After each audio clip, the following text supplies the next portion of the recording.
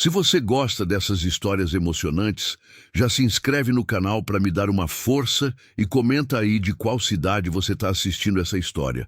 Meu nome é Teresa e eu aprendi cedo que o mundo não espera a gente terminar de chorar. Aprendi isso na primeira vez que fiquei sem chão. Tinha 23 anos, um marido que tossia sangue de madrugada e tentava esconder de mim apertando o travesseiro no rosto, como se eu não ouvisse. Como se eu dormisse de verdade enquanto ele se apagava aos poucos, noite por noite, ao meu lado. Eu não dormia.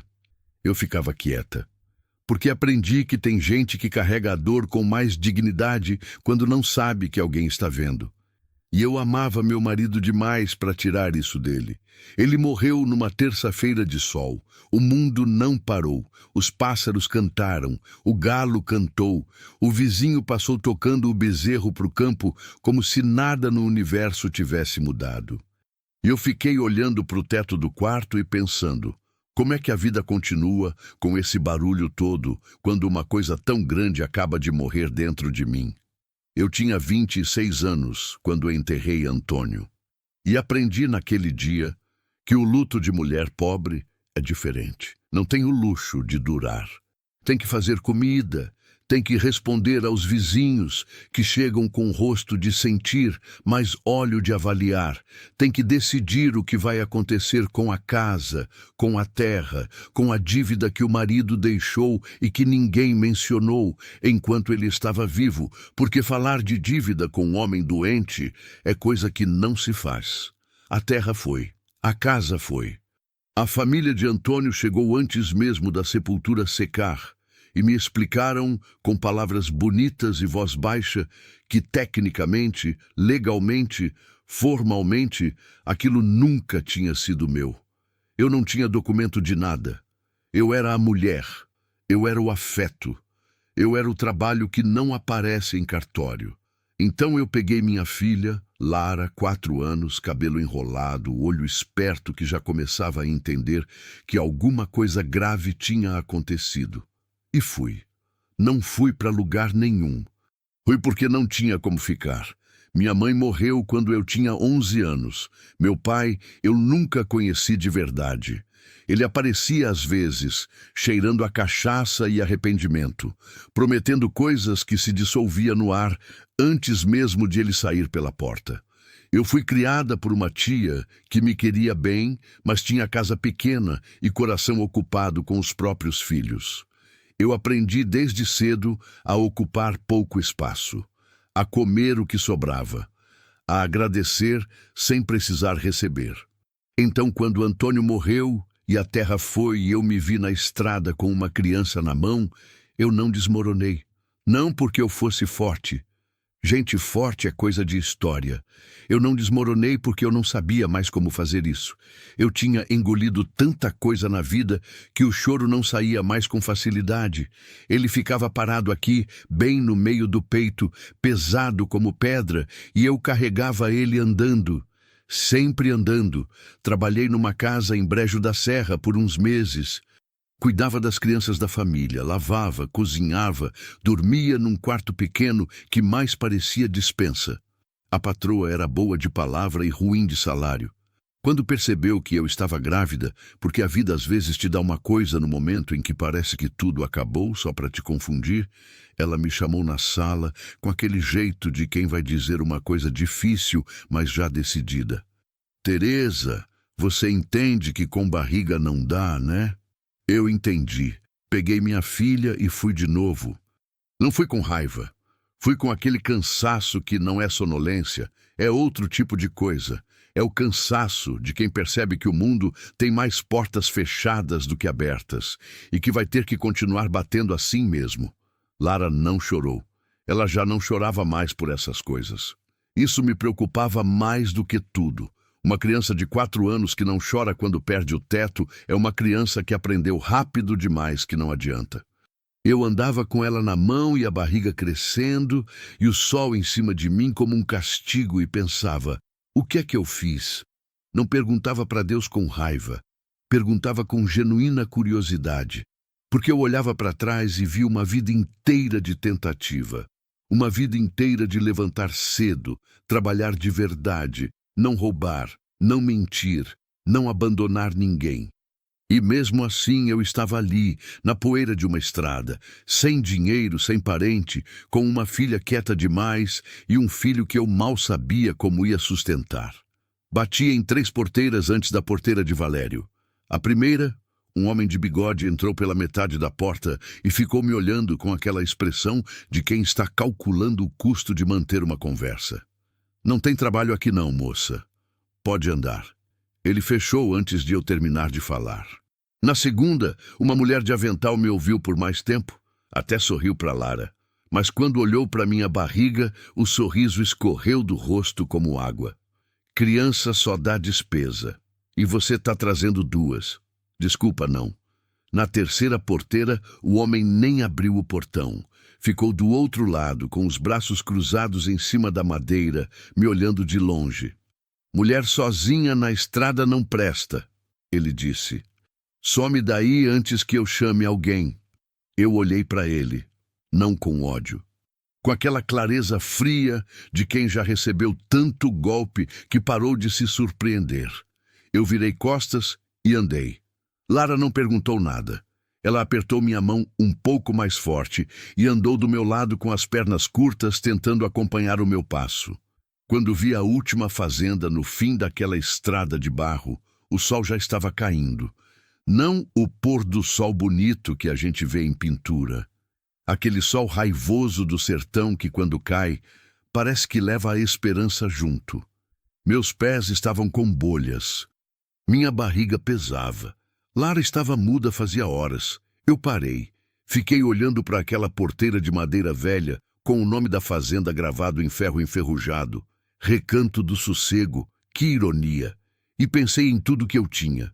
Um vestido, uma trouxa com as roupas de Lara, R$2 e uma moeda de 50 centavos no fundo do bolso. E um filho dentro de mim que ainda não tinha nome porque eu ainda não sabia se ia ter futuro.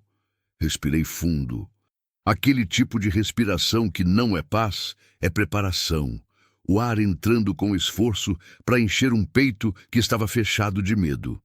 Bati palmas. O silêncio respondeu primeiro. Só o vento e o barulho dos grilos começando a acordar. Depois, os passos, pesados, lentos. O tipo de passo de quem não tem pressa porque não espera nada de bom. E então, ele apareceu. Valério. Alto. Ombros duros. Rosto com a expressão de quem fez as pazes com a solidão faz tempo e não quer ser incomodado nisso. Ele me olhou. Olhou Lara. Olhou minha barriga e antes que eu abrisse a boca disse: aqui não é abrigo de gente perdida. Pode ir embora. Eu ouvi as palavras e senti cada uma delas no lugar exato onde dói. Mas não movi os pés. Porque atrás de mim era a escuridão. E na minha frente ainda havia um homem de pé. E onde tem um homem de pé, ainda existe alguma possibilidade de ele mudar de ideia. Dei um passo à frente. Alcancei a mão dele por cima da porteira. A mão dele era fria, calejada. A mão de quem trabalha solo há tempo demais. A minha tremia, mas não soltou. Eu o olhei nos olhos e disse: eu cuido da fazenda sem receber nada. Cozinho, lavo, planto, colho, cuido dos bichos, cuido da casa. Faço o trabalho de 2 homens se precisar. Só não me mande embora, por favor, só não me mande. Não chorei. Queria chorar. Mas o choro tinha aprendido a esperar. Ele tentou puxar a mão. Eu não soltei. Ele olhou para mim de novo, dessa vez diferente. Como quem está tentando achar a mentira num rosto e não acha. Então Lara olhou para ele. Só olhou. Com aqueles olhos grandes que não tinham mais lágrima, mas tinham tudo. Tinham a história inteira. Tinham o pai morto, as porteiras fechadas, a fome daquela tarde, o medo de dormir na estrada. Eu vi algo partir dentro daquele homem. Não foi amor. Foi antes do amor. Foi aquela coisa que vem antes. O reconhecimento.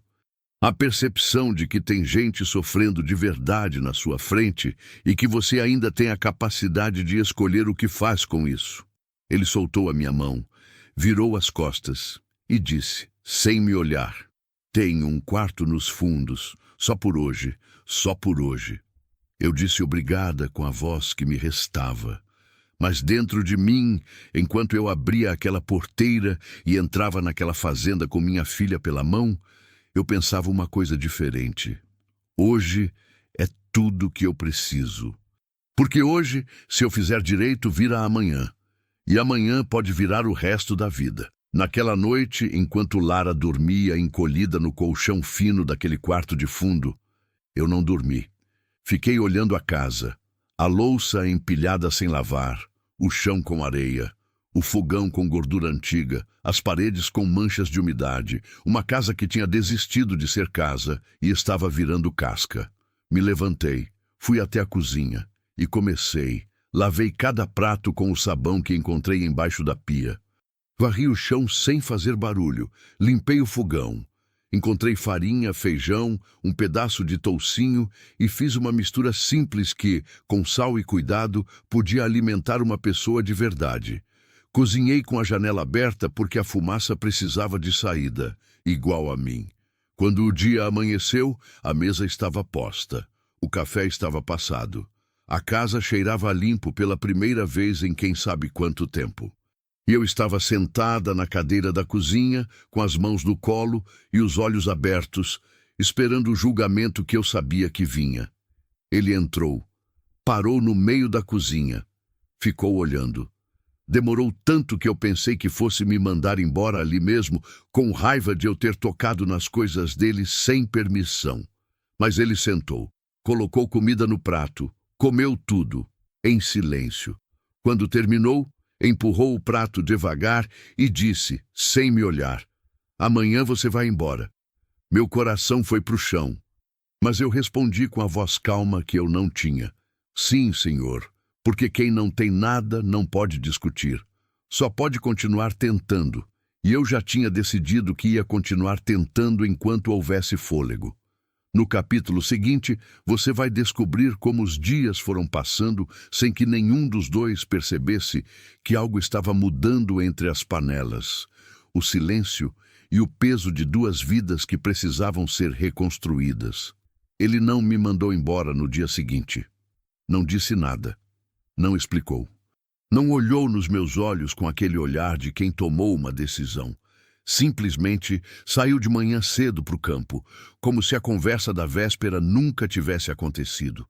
E eu fiquei ali, parada na cozinha, com o café passado e o coração na boca, esperando que ele voltasse e dissesse a frase que eu ainda temia. Ele não disse. Voltou na hora do almoço. Comeu. Saiu de novo. Voltou no fim do dia. Jantou. Foi para o quarto. Nenhuma palavra sobre ir embora. Nenhuma palavra sobre ficar. Nenhuma palavra sobre nada que não fosse o necessário. Um obrigada murmurado aqui, um aceno de cabeça ali, o silêncio preenchendo todo o resto, como água enchendo um cômodo. Eu entendi que aquilo era uma permissão. Não a permissão bonita que a gente vê em história, com alguém esticando a mão e dizendo você pode ficar, está na sua casa. Era a permissão áspera da vida real. Aquela que não vem com palavras porque palavras custam caro para quem aprendeu que elas podem ser cobradas de volta. Então eu fiquei e trabalhei. A fazenda se chamava Recanto do Sossego, mas não tinha sossego nenhum. Tinha abandono, que é diferente. Sossego é quando a coisa está quieta porque está bem. Abandono é quando a coisa está quieta porque ninguém mais teve força de cuidar. Os canteiros de hortaliça estavam entupidos de mato. A cerca do galinheiro estava com 3 estacas quebradas e as galinhas andavam soltas por todo lado, chocadas em lugar errado, botando ovo debaixo do paiol como se o mundo fosse delas. E naquele ponto, era mesmo. O telhado do depósito tinha uma telha levantada que eu avistei num dia de vento e fiz questão de marcar mentalmente porque chuva ia entrar ali e estragar o que fosse que ainda estivesse guardado. Eu fui resolvendo por partes. Primeiro, o que era urgente. Depois, o que era importante.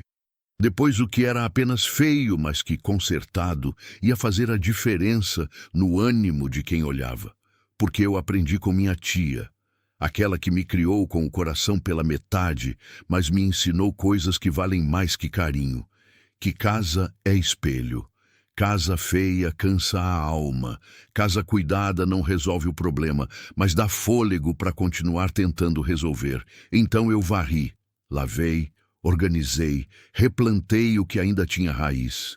Consertei o galinheiro com uns pregos que achei numa lata enferrujada no fundo do paiol e com a habilidade que aprendi vendo Antônio fazer quando a gente ainda tinha casa para consertar. Lara me ajudava no que conseguia. Ela catava ovo, afastava as galinhas com a vassourinha pequena que eu fiz, com um cabo e umas folhas amarradas, e ficava do meu lado com aquela seriedade de criança que entendeu que o trabalho é sério sem que ninguém precisasse explicar. Às vezes, ela cantarolava baixinho enquanto trabalhava. Uma música sem letra, inventada ali na hora, como se a melodia fosse uma conversa que ela estava tendo com ela mesma. Aquela cantoria baixinha era a coisa mais bonita que eu ouvia naqueles dias. Valério me observava. Eu sabia porque sentia.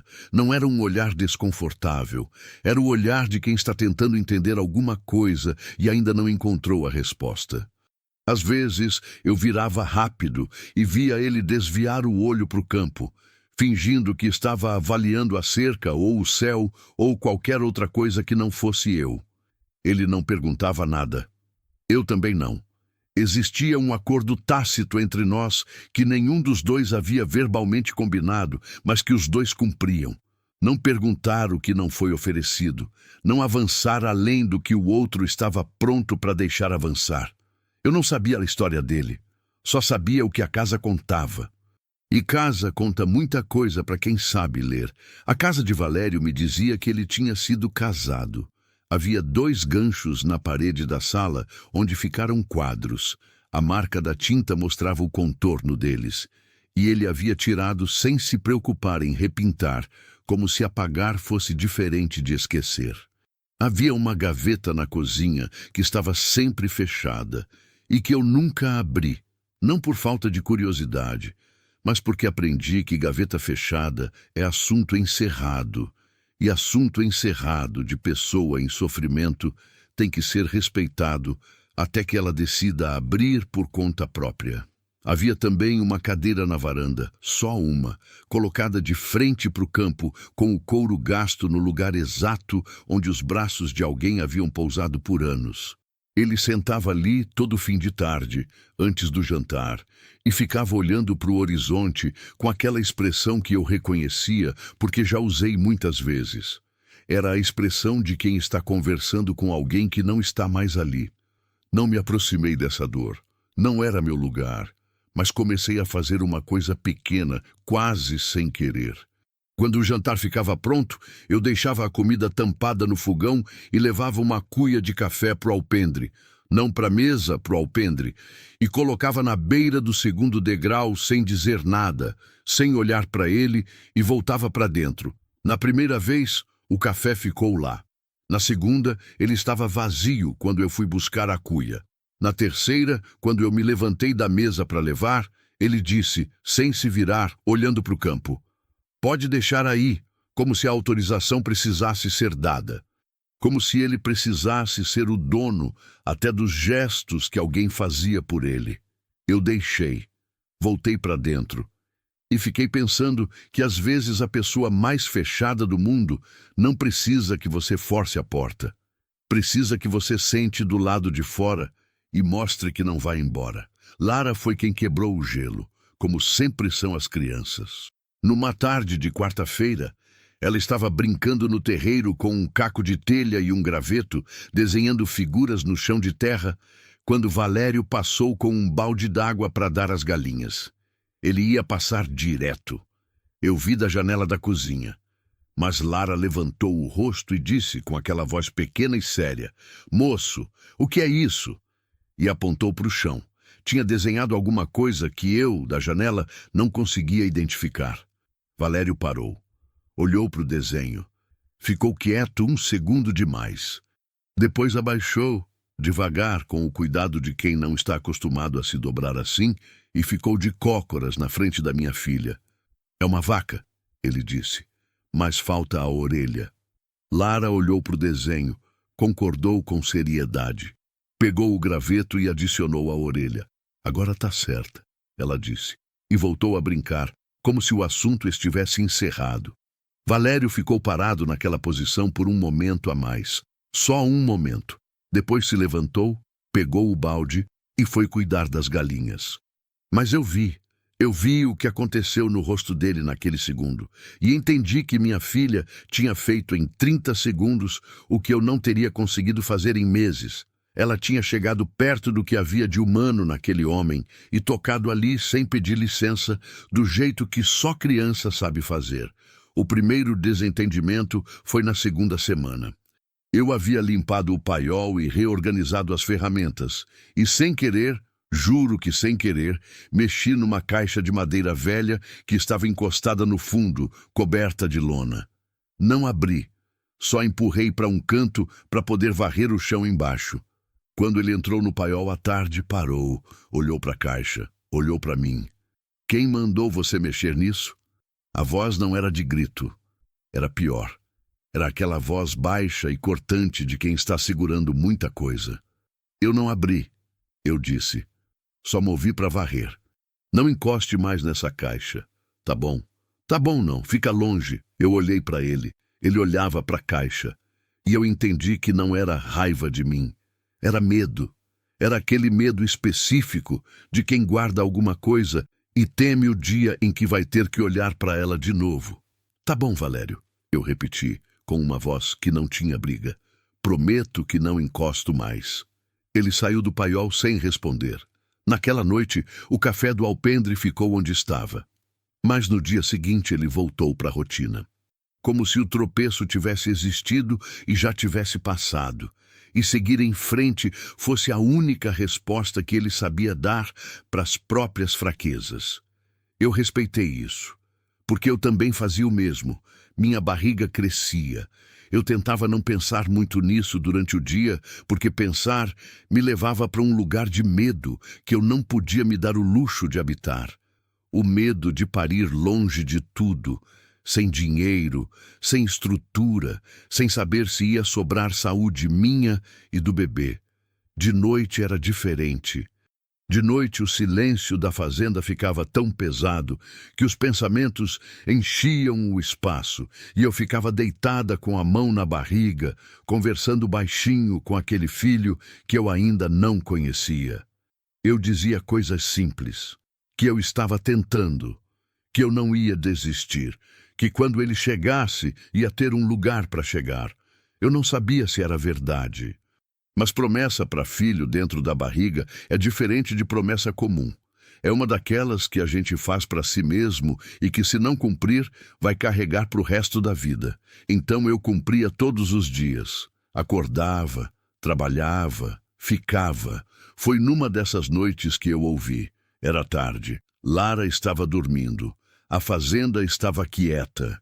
E do quarto de Valério, separado do meu por uma parede fina de adobe, veio um som que eu reconheci imediatamente porque já fiz aquele som muitas vezes. Era o choro de quem não quer ser ouvido, abafado, sufocado, o tipo de choro que a gente aprende a fazer quando a vida ensina que mostrar fraqueza tem preço. Eu fiquei parada na minha cama. Não me levantei, não bati na parede, não fiz nada. Só fiquei acordada, respirando devagar, presente do outro lado daquela parede fina, como se minha presença calada pudesse dizer o que as palavras não podem. Eu sei, e não vou contar para ninguém. E amanhã eu vou fazer o café e nenhum de nós dois vai mencionar isso. Porque às vezes o maior presente que a gente pode dar para uma pessoa é fingir que não viu a hora em que ela desmoronou e deixar ela se reerguer com a dignidade intacta. Na manhã seguinte, ele estava na varanda antes de mim. Quando cheguei com o café, ele estava com os cotovelos nos joelhos e os olhos no campo. Olhos vermelhos, mas postura de quem não admite isso. Eu coloquei a cuia no lugar de sempre. Ia voltar para dentro quando ele disse: "Você cozinha bem." Parei, virei. Ele continuava olhando para o campo. "Obrigada", eu disse. Minha mãe cozinhava assim, com o que tinha, sem reclamar do que faltava. Não era um elogio, era uma confissão. A primeira que ele me dava. Eu não soube o que dizer, então não disse nada. Mas sentei no degrau abaixo dele, um pouco de lado, de frente para o mesmo campo. E ficamos os dois em silêncio por uns minutos, que valeram mais do que horas de conversa. O sol ia subindo, as galinhas faziam barulho no terreiro. E Valério, pela primeira vez desde que eu havia chegado, parecia um pouco menos sozinho. No próximo capítulo, A Noite Mais Longa, quando Lara adoece, o medo maior de Teresa ameaça se tornar realidade. E Valério faz uma escolha que nenhum dos dois vai conseguir ignorar depois. A febre começou numa quinta-feira. Eu sei que foi quinta, porque eu tinha acabado de separar o feijão para colocar de molho, coisa que eu fazia toda quinta, porque na sexta eu cozinhava o caldeirão grande que durava até domingo, quando Lara veio me puxar pela saia com a mão que ela usava quando não queria falar, mas precisava de mim. Olhei para ela. Seus olhos estavam vidrados, as bochechas vermelhas demais para ser do sol. Os lábios ressecados com aquela película esbranquiçada que aparece quando o corpo está usando toda a água interna para combater alguma coisa que chegou para brigar. Eu larguei o feijão, pus a mão na testa dela e senti aquele calor que toda mãe conhece e que nenhuma mãe aprende a receber sem que o coração aperte. "Meu amor", eu disse, com a voz que eu usava só com ela, aquela voz que eu guardava dentro de mim e que não saía para mais ninguém. "Vem cá." Ela veio sem resistência, o que me preocupou mais do que a febre. Lara resistia a tudo, era teimosa com aquela teimosia específica de criança que aprendeu que o mundo empurra. Então, ela empurrava de volta. Quando ela vinha sem resistência, era porque não tinha força nem para isso. Eu a peguei no colo, com a barriga que já dificultava, com os braços que estavam cansados do dia de trabalho, e levei para o quarto. Deitei ela. Molhei um pano com a água mais fresca que consegui tirar do pote de barro e coloquei na testa dela. Ela fechou os olhos. Fiquei do lado dela a tarde inteira. Quando Valério voltou do campo, a janta não estava pronta, a primeira vez desde que eu havia chegado. Ele entrou na cozinha, olhou o fogão apagado, olhou a mesa vazia e ficou parado no meio do cômodo com aquela expressão de quem não sabe o que fazer quando a rotina quebra. Fui até ele antes que ele fosse me procurar. "Lara está com febre", disse. "Alta, não consegui fazer a janta, me desculpa." Ele me olhou. Não era irritação o que havia no rosto dele, era outra coisa que eu não soube nomear na hora. "Alta como?" Ele perguntou. "Alta." "Quanto tempo?" "Desde o fim da tarde." Ele assentiu. Não disse mais nada. Foi para o quarto dele. Eu voltei para Lara. A noite foi descendo e a febre não. Eu trocava o pano. Dava água aos poucos, em colheradas, porque ela estava com dificuldade de engolir. Cantarolava aquela música sem letra que ela mesma inventava quando trabalhava. Eu tinha aprendido a melodia sem perceber, de tanto ouvir, e agora a usava para dizer para ela que eu estava ali, que eu estava vendo, que eu não ia a lugar nenhum. Por volta da meia-noite ela começou a tremer. Aquele tremor que não é de frio, é o tremor do corpo lutando, o calafrio da febre alta que sacode a criança de dentro para fora, como se o próprio organismo estivesse com medo de si mesmo.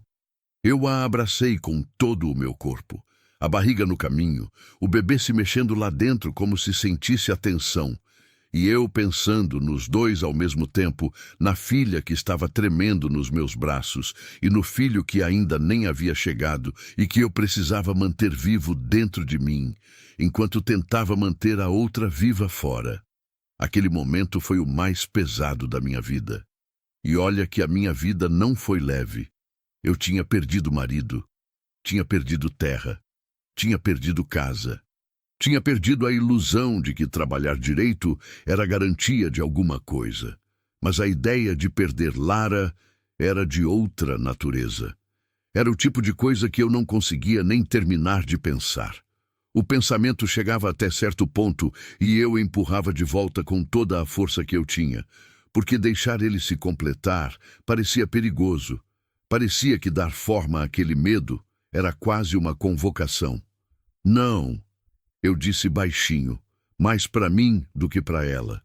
Não, não, não. Não para a febre. Não para a escuridão.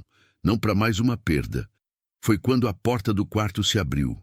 Valério estava vestido, botas calçadas, o chapéu na mão.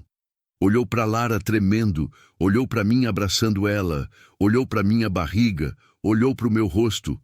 E no meu rosto devia ter tudo, porque eu estava tão esgotada de segurar que não estava mais segurando. As lágrimas estavam descendo sozinhas, e eu nem havia percebido. Ele ficou parado na porta por um segundo. Só um. Depois disse: tem uma mulher na volta do rio que entende de febre em criança. 1 hora de cavalo. É longe, eu disse com a voz partida. É, ele respondeu. Mas eu volto antes do amanhecer. Ele estava saindo quando eu chamei. Valério. Ele parou, mas não virou. Por quê? Eu perguntei. Não era ingratidão. Era genuína necessidade de entender. Por que você vai? Um silêncio. Depois ele colocou o chapéu na cabeça, ainda de costas para mim, e disse: porque eu já fiquei parado uma vez, quando devia ter ido. E saiu. Eu ouvi o barulho das botas no corredor, a porta da frente, os passos no terreiro, o rinchar do cavalo sendo tirado do pasto, o galope se afastando na escuridão, cada vez mais longe, até virar só o vento. E fiquei ali, com minha filha nos braços, com aquela frase ecoando dentro de mim como uma pedra jogada num poço fundo. Porque eu já fiquei parado uma vez quando devia ter ido. Aquela noite foi a mais longa que eu vivi. Lara ardia. Eu trocava o pano, dava água, cantava, rezava com aquela reza de gente sem muita certeza de nada, mas com desespero suficiente para tentar qualquer coisa. Rezava para Deus, rezava para Antônio, que estava em algum lugar que eu não conhecia. Rezava para minha mãe, que havia morrido cedo demais, para me ensinar como se faz isso, de criar filho com medo e sem recurso. O bebê dentro de mim chutava às vezes.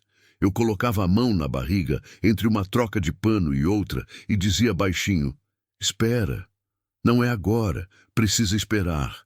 O tempo passou com aquela lentidão específica das noites de desespero, em que cada minuto tem o peso de 1 hora e a gente fica olhando para o escuro, tentando calcular quanto falta, mas o escuro não responde. Às 3 da manhã, a febre deu uma subida que fez Lara gemer. Um gemido pequeno, mais de exaustão do que de dor. O tipo de som que criança faz quando está ficando sem reserva. Eu apertei ela. Não, eu disse. Só isso. Não, como se eu pudesse ordenar. Como se minha vontade fosse lei naquele quarto. Às vezes, eu acho que foi. Ouvi o cavalo antes de ouvir a porta. O galope voltando, rápido, urgente, diferente do trote de quem está indo. Era o galope de quem está voltando com alguma coisa e não pode perder tempo. Depois a porta. Passos. 2 pares de passos. Valério entrou primeiro. Atrás dele, uma mulher de cabelo branco e olhos escuros que entrou no quarto sem cerimônia, sem se apresentar, sem pedir licença. Foi direto até Lara, colocou a mão na testa, abriu o olho dela com o polegar, cheirou o hálito, apertou o pescoço nos 2 lados com os dedos experientes. Eu fiquei parada, segurando o pano molhado, observando. A mulher se virou para Valério. Busca água fervida e a erva que eu trouxe na bolsa. Ele saiu sem questionar. Ela se virou para mim. Você, disse com uma voz que não tinha julgamento, só instrução. Senta, você tá branca. E tem um filho dentro de você que precisa que você não desmaie agora. Sentei. Ela trabalhou rápido, com a segurança de quem fez aquilo centenas de vezes, com as mãos que sabiam o que estavam fazendo sem precisar pensar. Preparou um chá com a erva que havia trazido, forçou Lara a tomar aos poucos, colocou um preparado úmido nas solas dos pés dela, cobriu com pano. Valério ficou parado na porta durante tudo isso. Ele não entrou de novo. Ficou ali, como se soubesse que aquele espaço era daquelas duas mulheres e que seu papel já havia sido cumprido quando foi buscar ajuda. Eu olhei para ele uma vez. Ele estava com o chapéu na mão, o cabelo úmido de orvalho, a roupa com marca de galope, o rosto cansado. Os olhos fixos em Lara, com uma expressão que eu tentei entender e não consegui completamente. Era uma mistura de alívio e de algo mais antigo, mais fundo, que eu senti que não era sobre minha filha. Era sobre outra coisa, sobre outra pessoa, sobre aquela vez que ele ficou parado quando devia ter ido. A febre quebrou perto das 5 da manhã. Eu senti quando aconteceu. Estava segurando a mão de Lara e de repente o calor mudou de natureza. Aquele calor agressivo, seco, que queima, virou um calor úmido de suor. O corpo dela começou a transpirar. O tremor parou. A respiração, que estava curta e ansiosa, foi abrindo, foi soltando, foi virando o ritmo manso de quem está dormindo de verdade. Eu encostei a testa na mão dela e chorei. Chorei de verdade. Pela primeira vez em muito tempo. Não o choro pequeno que eu conseguia engolir, o choro de dentro, o que machuca enquanto sai, o que vem de um lugar que a gente passa a vida tentando proteger e que às vezes transborda mesmo assim. A mulher de cabelo branco colocou a mão no meu ombro. Passou, ela disse. Dorme um pouco. Não consigo. Não precisa conseguir. Só fecha o olho. Ela saiu do quarto. Ouvi ela e Valério conversando baixinho no corredor. Não entendi as palavras. Depois ouvi a porta da frente, passos no terreiro, o barulho dela indo embora. Silêncio. Depois Valério apareceu na porta do quarto. Ficou me olhando. Eu, curvada sobre Lara, com o rosto ainda molhado, a barriga enorme, a exaustão visível em cada parte de mim. Ela tá bem, ele disse. Tá, eu respondi. Você também precisa dormir. Sei. Ele ficou um momento sem falar. Depois, eu fico aqui fora. Não precisa. Eu sei que não precisa. Uma pausa. Eu quero. E foi. Ouvi ele puxar a cadeira da varanda para o corredor, do lado de fora do quarto. Ouvi o couro ranger quando ele sentou. E depois silêncio. O silêncio de alguém presente, que é completamente diferente do silêncio de alguém ausente, embora os dois pareçam iguais de longe. Eu deitei do lado de Lara, coloquei a mão na barriga. O bebê estava quieto, finalmente quieto. E eu fechei os olhos com aquela cadeira ranheta do lado de fora do meu quarto, com aquele homem sentado nela sem precisar ser pedido. E pensei que às vezes proteção não tem cara de proteção. Às vezes, ela tem cara de homem cansado numa cadeira de couro velho, num corredor escuro, e é exatamente o suficiente. Na manhã seguinte, Lara acordou pedindo comida. Não pedi, exigiu. Com aquela voz rouca de quem está ainda fraca, mas já recuperando a teimosia, que era o sinal mais confiável de que ela estava bem. Quando Lara ficava boazinha demais, era problema. Quando ela voltava a exigir, era cura. Eu ri. Ri de verdade, aquela risada que sai sozinha sem pedir permissão. Fui para a cozinha fazer mingau. Valério estava sentado à mesa, com uma xícara de café que ele mesmo havia passado. Mal passado, fraco, a borra toda no fundo, mas havia passado. Ele me olhou quando eu entrei. Eu o olhei. Nenhum dos dois disse bom dia, mas havia alguma coisa diferente no ar daquela cozinha naquela manhã. Alguma coisa que havia mudado de lugar durante a noite, como móvel que se move sozinho quando a casa assenta. Você não viu acontecer, mas quando acorda já está diferente e você sabe que é para ficar. Eu fiz o mingau. Levei para Lara, voltei para a cozinha. E Valério disse, olhando para o café na xícara: ela vai ficar bem. Vai, eu concordei. E você é boa mãe.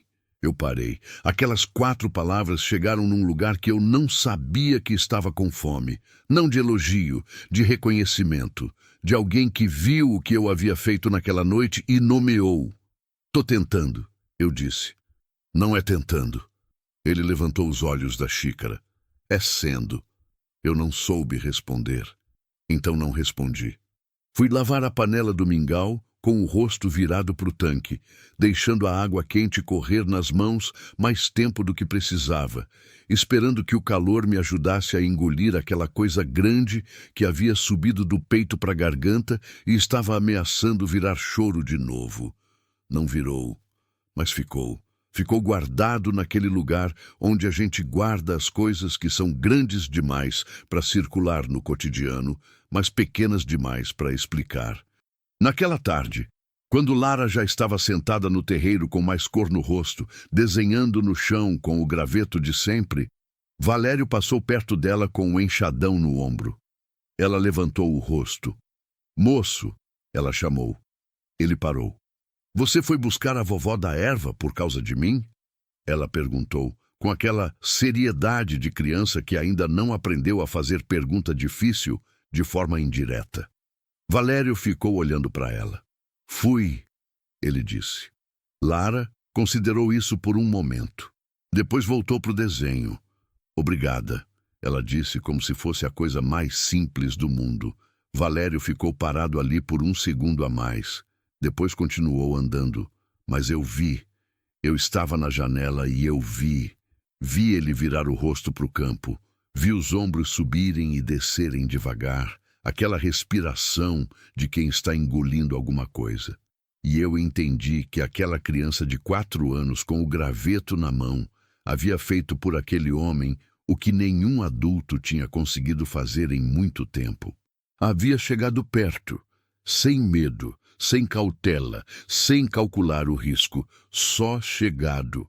No próximo capítulo, as semanas viram meses, o bebê se aproxima e Valério começa a revelar, aos poucos e nos gestos mais improváveis, o peso que carrega e por que aquela fazenda virou um lugar onde ele foi se enterrar vivo. O tempo na fazenda tem um jeito diferente de passar. Na cidade, o tempo é barulhento. Ele avisa que está indo embora. Buzina, apito, relógio na parede, notícia no rádio, vizinho batendo porta. Na fazenda, o tempo passa quieto, disfarçado de rotina, e quando você percebe, já virou estação sem que ninguém tenha anunciado. Foram-se passando as semanas, e eu fui aprendendo a fazenda do mesmo jeito que aprendi tudo na vida.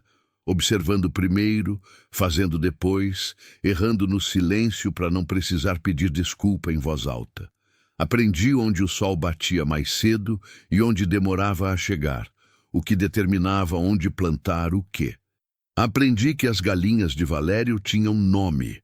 Ele nunca admitiu isso, mas eu ouvi uma vez ele chamando a maior delas de Coronela, com uma naturalidade que deixava claro que não era a primeira vez.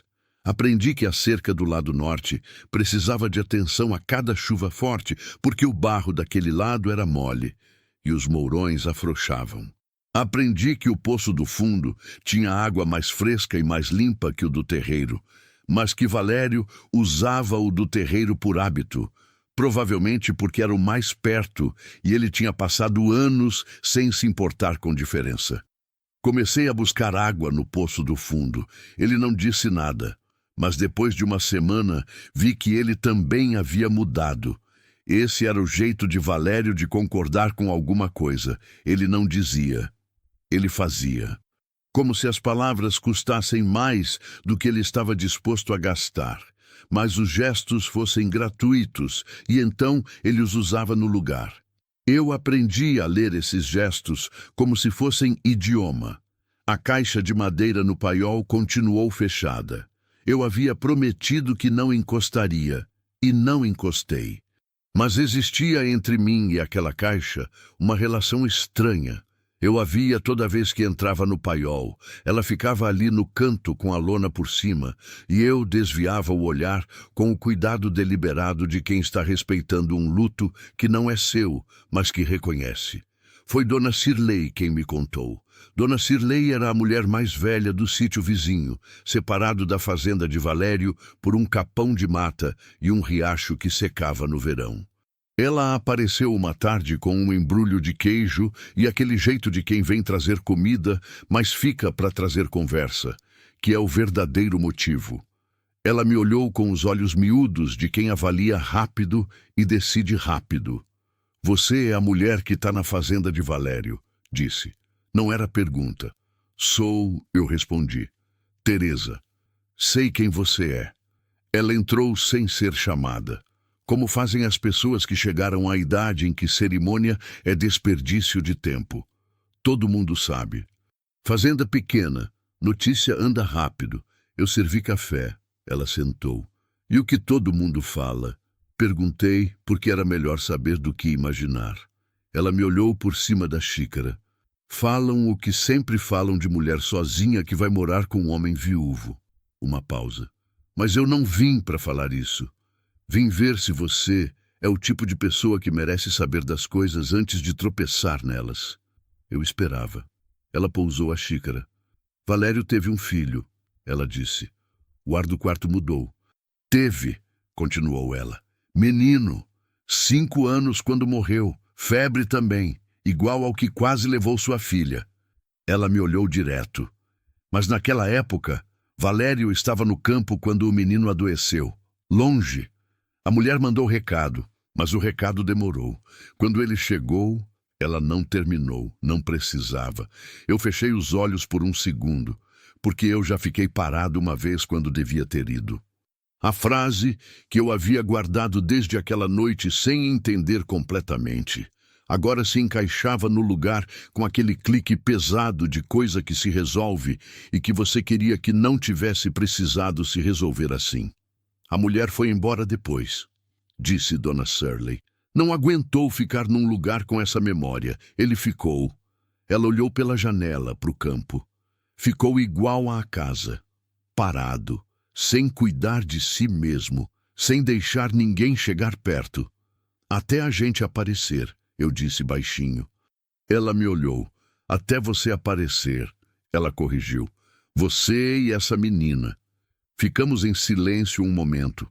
Depois ela pegou a xícara de novo, bebeu o café até o fim e disse com aquela voz de quem fecha assunto. Ele não é homem mau, Teresa. É homem quebrado, que é diferente. Homem mau você foge, homem quebrado. Ela ergueu os ombros. Depende do que você quer fazer com os seus dias. Ela foi embora com um embrulho vazio e deixou aquela conversa inteira dentro da minha cozinha. Eu fiquei olhando para o café que havia sobrado na xícara dela e pensei em Valério montando no cavalo no meio da madrugada para buscar ajuda para uma criança que não era dele. Pensei nele, sentado na cadeira de couro velho, do lado de fora do meu quarto, fazendo guarda de uma noite que ele não precisava guardar. Pensei na caixa de madeira no paiol e entendi o que havia dentro dela sem precisar abrir. Eu não disse nada para Valério sobre a conversa com Dona Cirlei. Não era meu lugar revelar que eu sabia. Ele havia guardado aquilo do jeito que escolheu guardar, e respeitar uma pessoa é respeitar também os compartimentos que ela construiu para sobreviver. Mas alguma coisa mudou em mim depois daquele dia. Não era pena. Pena é uma coisa que a gente sente de cima para baixo, e eu não estava em posição nenhuma de sentir pena de ninguém. Eu, que tinha chegado àquela porteira de barriga com uma filha na mão e R$ 2 no bolso. Era outra coisa. Era o tipo de compreensão que muda a qualidade do silêncio que você mantém com uma pessoa, que faz o convívio ser mais gentil, não porque você passou a fingir, mas porque você passou a entender de onde vêm as arestas. Passei a ter mais cuidado com certas coisas. Não varria o paiol com música. Não chamava Lara de filho por engano, daquele jeito que as mães às vezes trocam quando estão cansadas. Quando Valério ficava olhando para o vazio, com aquela expressão de lugar nenhum, eu não tentava puxar conversa. Deixava. Às vezes deixar é o maior cuidado. Minha barriga estava enorme. Eu carregava ela para todo lado com aquela mistura de orgulho e terror que só a gravidez produz. Orgulho de estar mantendo uma vida dentro de mim, apesar de tudo. Terror de não saber como ia ser quando aquela vida quisesse sair. Eu não tinha dinheiro para parteira. Não tinha hospital perto. Tinha a dona Cirlei, que havia dito numa das visitas seguintes que já havia ajudado em muitos partos na vida e que quando chegasse a hora eu mandasse Lara correr até o sítio dela. E Valério?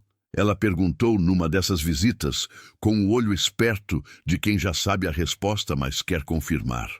Ele sabe que está chegando? Sabe, eu disse.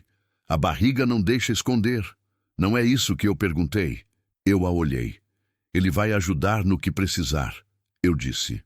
Ela assentiu com aquele aceno de quem não tem certeza, mas resolve aceitar. Foi numa noite de chuva que a conversa que eu não esperava aconteceu. A chuva havia começado na hora do jantar, aquela chuva do sertão que quando resolve cair, cai de verdade, sem cerimônia, como se o céu estivesse com raiva de algo. O vento batia à janela do quarto de Lara.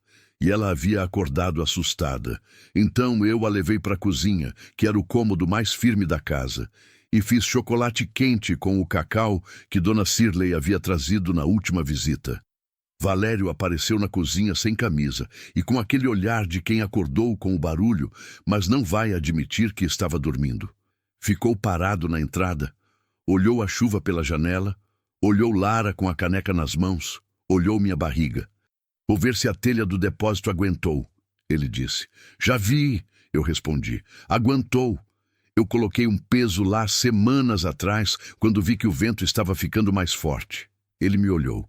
Você colocou? Uma pedra grande. Funcionou. Ele ficou um momento processando isso. Depois puxou a cadeira e sentou à mesa, o que era novidade. Ele raramente ficava na cozinha depois do jantar. Servi chocolate sem perguntar se queria. Ele tomou. Ficamos ouvindo a chuva. Lara adormeceu na cadeira com a caneca ainda na mão, a cabeça pendendo de lado com aquela graça sem osso de criança que dorme em qualquer posição. Eu tirei a caneca devagar, cobri os ombros dela com um pano. Ela dorme igual a minha mãe dormia, Valério disse de repente. Eu me virei. Ele estava olhando para Lara com aquela expressão que eu havia aprendido a reconhecer. A expressão de quem está vendo uma coisa e pensando em outra. Com a boca aberta assim, ele continuou. De qualquer jeito. Minha mãe dormia em cadeira, em rede, na carroça, onde o sono chegasse. Era a primeira vez que ele falava da mãe. Eu sentei de volta, devagar, sem fazer barulho, com o cuidado de quem não quer assustar um bicho que resolveu se aproximar pela primeira vez. Ela ainda é viva? Perguntei. Não, faz 10 anos. Sinto muito. Ela era dura. Ele disse, sem saudade fingida nem mágoa, com aquela objetividade de quem passou tempo suficiente com uma memória para conhecer ela de verdade. Dura e justa. O tipo de pessoa que não abraçava muito, mas que quando você precisava de alguém, ela estava lá antes de você terminar de pedir. Eu pensei na minha tia. Eu conheci alguém assim, eu disse. Ele me olhou. Sua mãe? Minha tia. Minha mãe morreu cedo. Uma pausa. O seu marido? Ele disse com cuidado, como quem está atravessando o terreno que não conhece bem. Como foi? Eu respirei fundo. Tuberculose, eu disse. Demorou. Foi daquele jeito que demora e você sabe que vai acontecer, mas quando acontece ainda pega. Ele assentiu. Você amava ele. Não era pergunta. Era constatação. Amava. Eu disse. Antônio era homem bom, trabalhador. Não era perfeito, mas era honesto. E para mim, honestidade sempre valeu mais do que perfeição. Valério ficou olhando para o chocolate na caneca. Minha mulher foi embora, ele disse. Devagar, como quem está tirando um espinho que está fundo e sabe que vai doer, mas precisa tirar. Não culpo ela. Eu também fui embora, só que sem sair. Eu não disse nada. Quando o Joaquim morreu, a voz travou uma fração de segundo no nome, e eu senti aquela fração como se fosse minha. Eu fechei. Não de propósito. Não foi decisão. Foi o que aconteceu, como quando você leva um golpe forte e o corpo fecha os olhos sozinho, sem você mandar. Eu fechei e não soube mais como abrir. E ela precisava que você abrisse, eu disse. Ela precisava de qualquer coisa que eu não estava mais conseguindo dar. Ele levantou os olhos. Então ela foi. E eu fiquei achando que merecia ficar aqui assim, que era justo. Não é, eu disse. Simples, sem drama. Ele me olhou. Não é justo, eu repeti. Você perdeu seu filho. Isso não tem justo ou injusto. Aconteceu. E você fez o que pôde, com o que sobrou de você. Uma pausa.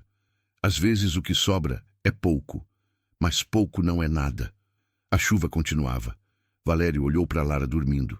Quando ela ficou com febre, ele disse, eu pensei no Joaquim a noite inteira. Sua voz estava diferente, mais baixa, mais exposta, como voz de pessoa que está falando uma coisa pela primeira vez em voz alta e está descobrindo o peso dela ao mesmo tempo que a diz. Mas dessa vez eu fui. Dessa vez eu não fiquei parado. Eu sei, eu disse. E fez diferença. Fez diferença para ela, ele disse. E depois mais baixo. Fez diferença para mim também. Ficamos em silêncio. A chuva foi diminuindo aos poucos, aquietando, até virar só o respingo das goteiras nos baldes que eu havia estrategicamente posicionado nos cantos onde o telhado era mais velho. Valério levantou. Levou a caneca até a pia. Ficou de costas por um momento. Teresa, ele disse. Sim, obrigado. Uma pausa. Por cuidar das coisas. Por ficar.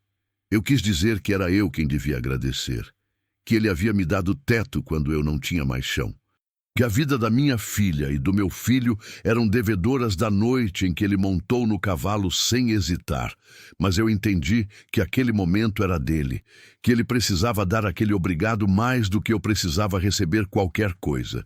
Então eu disse apenas, aqui é um bom lugar, Valério. Só precisava de alguém que lembrasse disso. Ele não respondeu, mas quando passou pela minha cadeira a caminho do corredor, parou um segundo, só um segundo, e colocou a mão no meu ombro. Pesado, breve. O tipo de toque que não é carinho ainda. É reconhecimento, é a versão física de uma frase que não tem palavras. Depois foi. E eu fiquei na cozinha com Lara dormindo, com a chuva no telhado, com a mão no ombro ainda quente de onde ele havia tocado. E pensei que às vezes a cura não tem cara de cura. Às vezes ela tem cara de 2 copos de chocolate numa noite de chuva, de um nome dito em voz alta depois de muito tempo guardado, de uma mão no ombro que não pede nada, só diz, eu estou aqui. E você também está. E por enquanto isso é suficiente. No próximo capítulo, o bebê chega e com ele a crise que vai forçar Valério e Teresa a finalmente nomearem o que está crescendo entre eles. O bebê escolheu uma manhã de sexta-feira, como se o mundo tivesse combinado que seria naquele dia, naquela hora, com o sol ainda baixo e o orvalho ainda nas folhas, e os pássaros fazendo aquele barulho de início de mundo que eles fazem toda manhã, mas que naquele dia parecia mais alto, mais próximo, mais intencional. Eu estava no quintal estendendo roupa quando senti. Não foi uma dor imediata. Foi um aviso. Aquele aviso que o corpo dá com antecedência, como se soubesse que você vai precisar de um momento para se preparar antes que a coisa de verdade comece. Uma pressão diferente. Um peso descendo. Uma certeza física, sem palavras, de que o tempo havia chegado. Eu terminei de estender o lençol que estava na mão. Não sei por que fiz isso. Talvez porque largar as coisas no meio sempre me pareceu pior do que terminar, mesmo quando o meio está ficando urgente. Talvez porque eu precisava de um segundo de normalidade antes de tudo mudar de novo. Depois entrei na cozinha, sentei na cadeira e chamei, Lara. Ela veio correndo do quarto com o graveto na mão, sempre com aquele graveto, como se ele fosse extensão do braço. Eu me abaixei até a altura dos olhos dela. Lembra o que eu te ensinei? O que você faz quando a mamãe disser que é hora? Os olhos dela abriram. Ela entendeu imediatamente. Lara sempre entendia rápido. Era uma das coisas que me orgulhava e me preocupava ao mesmo tempo. Vou buscar Dona Cirlei, ela disse. Isso. Você corre até o sítio dela pelo caminho do riacho, bate na porta, fala que a mamãe mandou chamar. Só isso. Consegue? Consigo. Eu sei que consegue. Eu a olhei. Vai com cuidado no riacho. Mãe, o riacho tá seco. Mesmo assim, ela jogou o graveto no chão e saiu correndo. Eu fiquei olhando a porta por onde ela havia desaparecido e pensei, minha filha tem 5 anos e corre sozinha pelo campo chamar parteira. E pensei também, ela vai conseguir. Porque é Lara. Porque ela é feita de alguma coisa que não aprende, que vem junto. A dor chegou de verdade enquanto eu ainda estava olhando a porta. Eu me segurei na beirada da mesa. Respirei. Contei. Aprendi com uma mulher mais velha, anos atrás, que dor de parto é como onda. Se você luta contra ela, ela te afoga. Se você deixa ela vir e passar, você fica de pé do outro lado. Então eu deixei, segurei a mesa, contei os segundos e deixei a onda vir e ir. Quando passou, fui até o quarto, botei o cobertor na cama, coloquei água para ferver no fogão, separei os panos que eu havia guardado semanas antes para esse momento. Eu havia me preparado com o que tinha, que era pouco. Mas pouco é diferente de nada, e eu sempre soube trabalhar com a diferença. Valério estava no campo quando Lara passou correndo. Ele me contou depois que havia visto a menina voando pelo meio do pasto, o cabelo solto, os pés levantando poeira, com aquela urgência pequena e séria que ela tinha quando a coisa era importante, e que o coração havia parado antes mesmo de ele entender o que estava acontecendo. Ele veio, não esperou Dona Cirlei, não pensou se era seu lugar ou não era. Veio com a enxada ainda na mão, que largou no terreiro sem nem olhar onde caía, e entrou na casa chamando meu nome com aquela voz de susto que os homens que não costumam se assustar têm quando finalmente se assustam. Eu estava no quarto. Teresa. Estou bem, eu disse de dentro. Fica aí fora. Você tá bem? Disse que estou. Fica aí fora, Valério. Um silêncio. Eu fico aqui na porta. Tudo bem. Ele ficou. Eu ouvia ele do outro lado, os passos indo e vindo no corredor curto, 3 passos para lá, 3 passos para cá, o tipo de movimento de quem precisa fazer alguma coisa com o corpo porque a cabeça está travada de preocupação e parar quieto não é opção.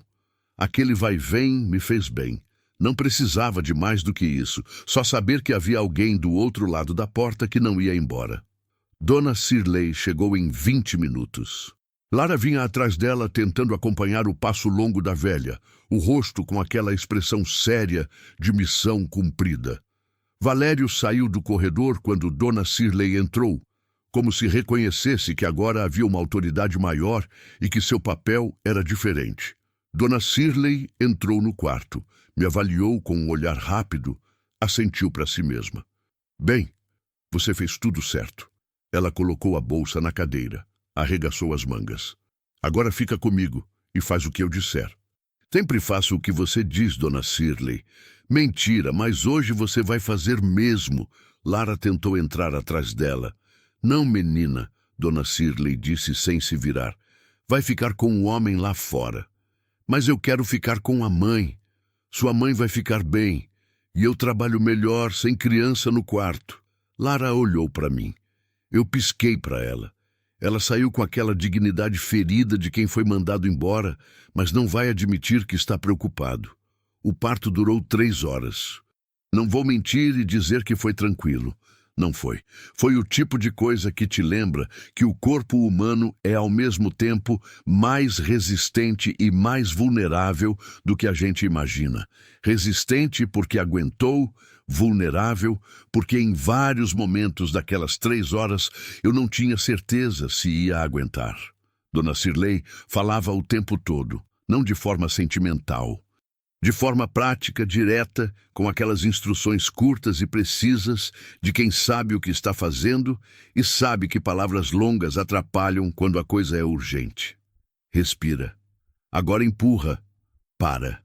Respira de novo. Olha para mim, aqui, foca aqui. Eu olhava para ela, eu respirava, eu empurrava, eu parava. E em algum momento, no meio daquilo tudo, entre uma onda e outra, eu pensei em Antônio. Não com tristeza, com aquela saudade boa e ruim ao mesmo tempo. A saudade que reconhece que a pessoa foi e que você ainda gosta dela de um lugar que não some. Pensei que ele teria gostado de estar ali, que ele teria ficado nervoso, que as mãos dele teriam tremido, que ele provavelmente teria desmaiado e Dona Shirley teria mandado ele sair também. Sorri no meio da dor. Dona Shirley me olhou. Tá sorrindo? Você é louca. Tô pensando numa coisa. Pensa depois. Agora empurra. O bebê chegou às 10h30 da manhã.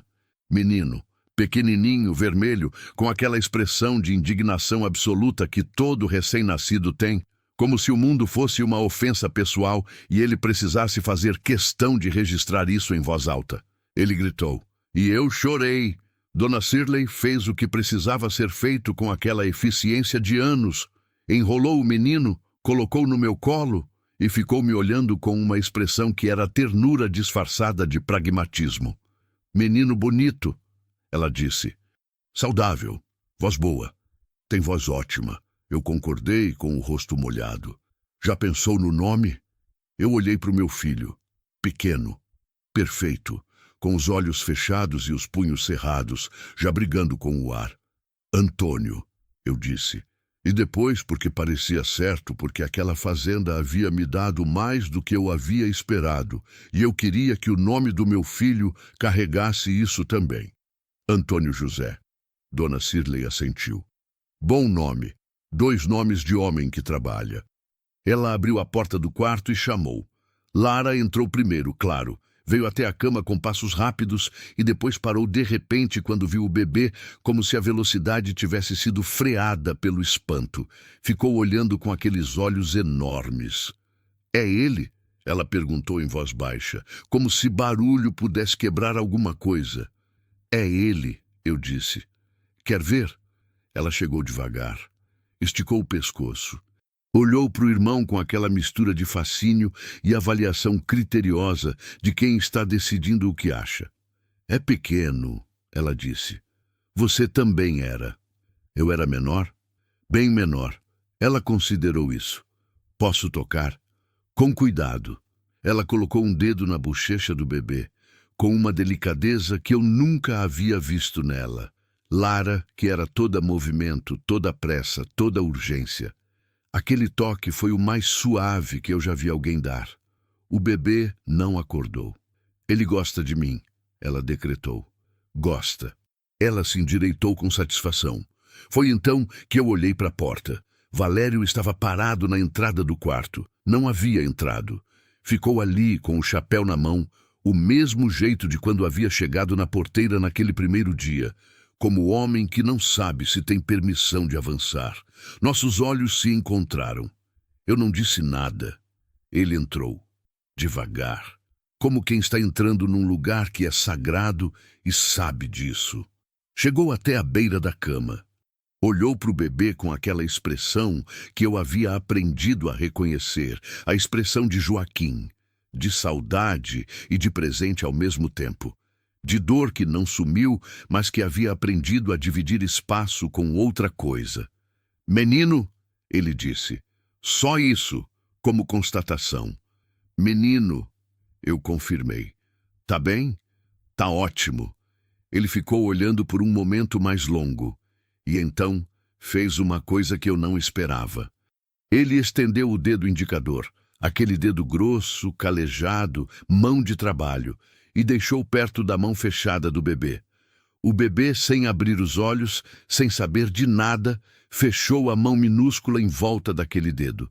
Valério parou de respirar por um segundo. Eu vi o momento exato em que aquele homem que havia se fechado de medo de sentir, voltou a sentir. Não de forma grandiosa, não com lágrimas ou declaração. Com aquela coisa silenciosa e irrevogável de quem tem um bebê segurando seu dedo e percebe que não quer soltar. Dona Shirley, que estava arrumando as coisas no canto do quarto, fingiu não ver. Lara não fingiu nada. Ela estava olhando para a cena com aquele olhar de pesquisadora que ela tinha, registrando tudo. E eu fiquei quieta, deixando o momento ser o que era. Naquela noite, pela primeira vez desde que eu havia chegado, a casa estava completamente viva. Dona Shirley havia ficado para jantar. Comeu, falou o suficiente por 3 pessoas, deu conselhos que ninguém havia pedido, mas que todos precisavam, e foi embora quando o sol desceu, prometendo voltar em 2 dias para ver o bebê. Lara dormiu mais cedo, esgotada da adrenalina do dia, o rosto ainda com aquela expressão de quem processou muita coisa e precisa de sono para organizar. Eu estava na cama com o bebê no colo quando Valério bateu na porta do quarto. "Pode entrar", eu disse. Ele entrou com 2 pratos. Havia feito comida. Eu olhei para ele. "Você cozinhou?" "Tentei", ele disse. "Não ficou igual ao seu." Colocou o prato na mesa de cabeceira. "Mas é comida."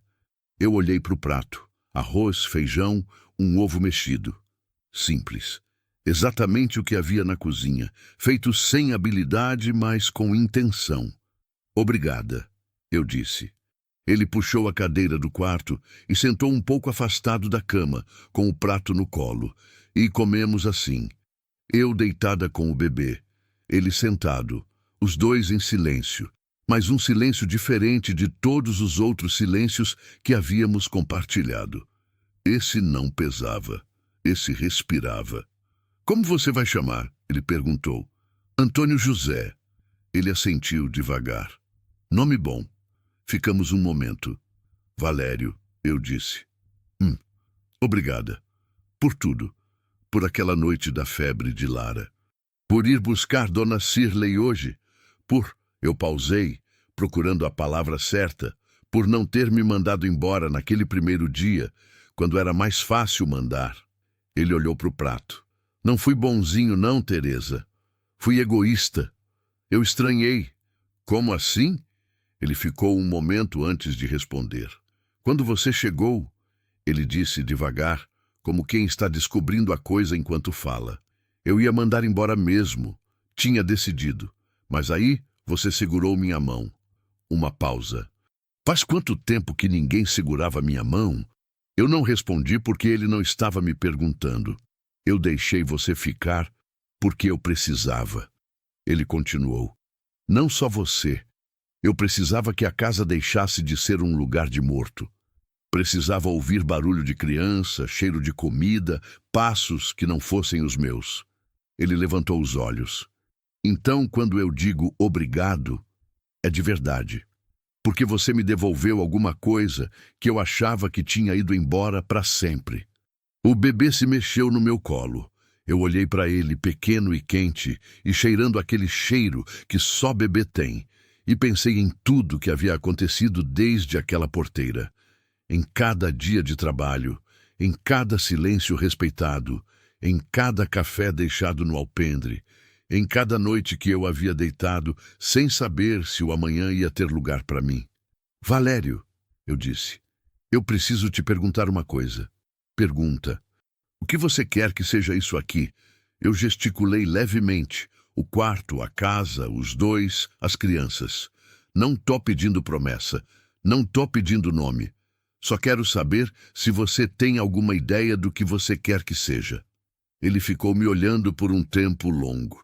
Depois olhou para o bebê, depois olhou para as suas próprias mãos. "Eu quero", ele disse com aquela voz de quem está sendo cuidadoso com cada palavra, porque sabe que palavras têm peso. "Eu quero que você não precise mais chegar em porteira nenhuma pedindo para ficar." Ele me olhou. "Quero que essa seja a sua porteira, a sua casa, o seu lugar, sem precisar pedir." Meu coração fez uma coisa que eu não soube nomear na hora. Não era euforia, não era aquela alegria barulhenta de história. Era mais quieta do que isso. Era o tipo de sensação que você tem quando alguma coisa que estava torta por muito tempo se endireita. Não com estouro, com aquele encaixe suave e definitivo de coisa que foi para o lugar certo. "Você tem certeza?" eu perguntei. Precisava perguntar. Não por dúvida dele, por respeito a ele, porque decisão tomada no calor de um dia intenso às vezes parece diferente na manhã seguinte. Não tenho certeza de muita coisa, ele disse, mas tenho certeza disso. O bebê abriu os olhos. Pequenos, escuros, sem foco ainda, olhando para o mundo com aquela confusão honesta de quem acabou de chegar e ainda não entende as regras. Valério se inclinou levemente para frente, os cotovelos nos joelhos, e olhou para o menino. Oi, ele disse baixinho, com aquela voz que eu nunca havia ouvido nele, uma voz de antes de tudo que havia quebrado. O bebê não respondeu, claro, mas abriu a boca num movimento pequeno que parecia, se você quisesse acreditar nisso, um começo de sorriso. Mais tarde, quando Valério foi para o quarto dele e a casa estava quieta de novo, eu fiquei acordada com o bebê no colo, escutando a fazenda à noite. Os grilos, o vento na folhagem, o barulho longe de algum bicho no campo. E pensei em como a vida é uma coisa estranha e teimosa. Você perde tudo, você anda na poeira com os pés em carne viva, você bate em porteira que não abre, você engole choro na frente de estranhos que te julgam sem te conhecer. Você carrega filho na barriga sem saber onde vai parir. Você chega num lugar com R$ 2 no bolso e uma criança na mão e uma frase na boca que é ao mesmo tempo pedido e oferta e aposta e ato de fé. E às vezes, não sempre, não para todo mundo, não de forma justa ou merecida ou explicável, às vezes o lugar onde você bateu a última palma é exatamente o lugar onde você deveria ter chegado. Não porque você mereceu mais do que os outros, mas porque você não parou de andar quando era mais fácil parar. Eu olhei para o meu filho. Antônio, eu disse baixinho, você nasceu numa casa que não era minha e agora é. Num lugar que estava morto e agora respira. Com um homem que não sabia que ia nos querer e agora quer. O bebê me olhou. Ou fingiu me olhar. Com bebê pequenininho, nunca se sabe. Vai ser uma vida boa, eu disse. Não fácil, não perfeita, mas boa. Eu prometo. E dessa vez eu sabia que era verdade. No capítulo final, Teresa olha para trás e para frente. O casamento simples, a filha que voltou a sorrir de verdade, o homem que abriu a caixa de madeira do paiol, e a mulher que aprendeu que resistir não é a mesma coisa que viver, até que as duas coisas finalmente se tornaram uma só. Tem uma diferença entre resistir e viver. Eu levei tempo para entender isso. Passei tanto tempo na primeira que esqueci que a segunda existia. Resistir é o que você faz quando o mundo está empurrando. Você planta os pés, abaixa a cabeça e aguenta. É necessário. É corajoso à sua maneira. Mas não é suficiente para a vida inteira. Viver é outra coisa. Viver é quando você para de só aguentar e começa a escolher. Quando você acorda de manhã e o primeiro pensamento não é de defesa, não é o que vem hoje que eu preciso enfrentar, mas é algo mais quieto, mais seu, mais parecido com querer do que com precisar. Eu comecei a viver naquela fazenda, não no primeiro dia, não na semana da febre de Lara, não no dia em que Antônio José nasceu, embora esse dia tenha sido enorme. Foi num dia comum, num dia de nada. Eu estava no quintal, estendendo roupa, com o bebê dormindo num cesto coberto perto de mim e Lara correndo atrás das galinhas por algum motivo que ela havia considerado suficiente, mas não havia explicado. O sol estava bom.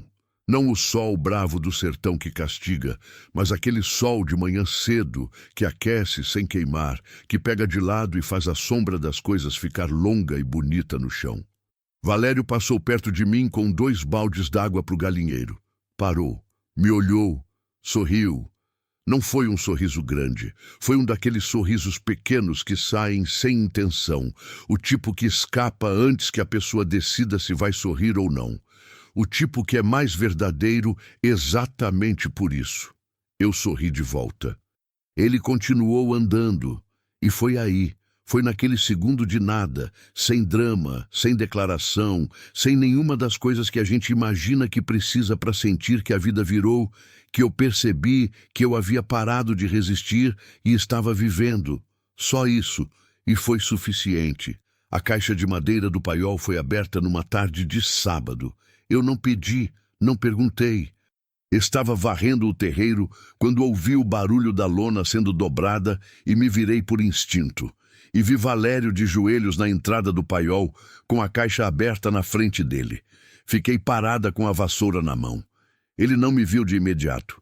Ficou olhando para o que estava dentro por um tempo que pareceu longo, com aquela postura de quem está se preparando para alguma coisa que adiou por muito tempo. Depois tirou. Era um conjunto de roupinhas dobradas, pequenas, de menino. Lavadas e dobradas com um cuidado exagerado, o tipo de cuidado de quem dobrou aquilo sabendo que seria a última vez e quis fazer direito.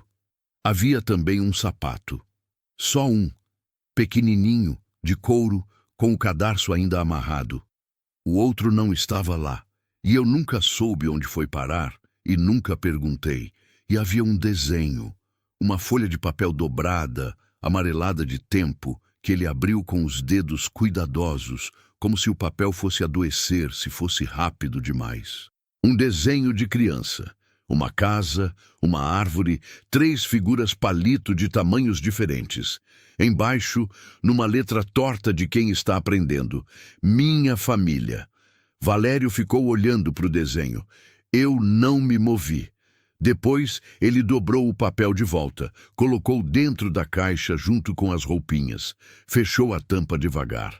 Ficou de joelhos ali por um momento, e então disse, sem se virar, sabendo que eu estava lá. Eu precisava ver se ainda conseguia olhar.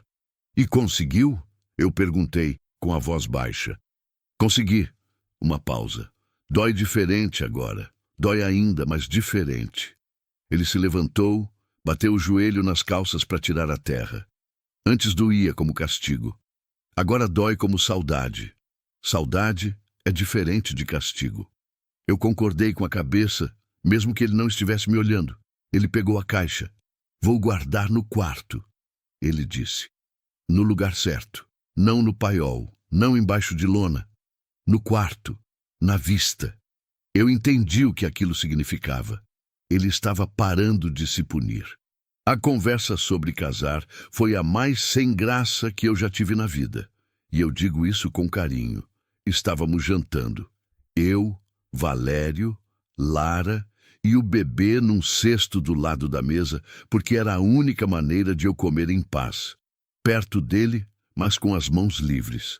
Lara estava contando uma história que havia inventado sobre uma galinha que sabia falar, mas fingia que não sabia para não ter que trabalhar. Que era uma história que dizia mais sobre ela do que ela imaginava. Valério a ouvia com aquela atenção que ele havia desenvolvido para Lara. A atenção de quem leva a criança a sério, que é o maior respeito que um adulto pode dar. Quando ela terminou, ele assentiu com seriedade. Essa galinha é esperta, ele disse. É a coronela, Lara disse, com um olhar de você sabe e eu sei. Valério não piscou. A coronela é esperta mesmo. Ele concordou sem admitir o nome, mas também sem negar. Lara deu uma risadinha e voltou para o prato. Foi nesse momento que Valério, sem mudar o tom, sem preparação nenhuma, disse: Teresa, você quer casar? Lara parou de mastigar. Eu parei de respirar por um segundo. Do jeito que eu tô? Eu perguntei porque era a primeira coisa que veio. Do jeito que você tá, ele disse. Do jeito que eu tô. Ele olhou para o bebê no cesto. Do jeito que a gente tá. Eu o olhei por um tempo. Não era surpresa. Eu havia sentido aquilo chegando do jeito que você sente a chuva antes de ela aparecer no céu, pelo cheiro, pela mudança do vento. Mas ouvir era diferente de pressentir. Você tem certeza? Eu perguntei. Era a segunda vez que perguntava isso para ele. Eu perguntava sempre porque respeitar uma pessoa é dar a ela a chance de recuar sem vergonha. Tenho, ele disse. Não tô pedindo por obrigação. Eu precisava que estivesse claro.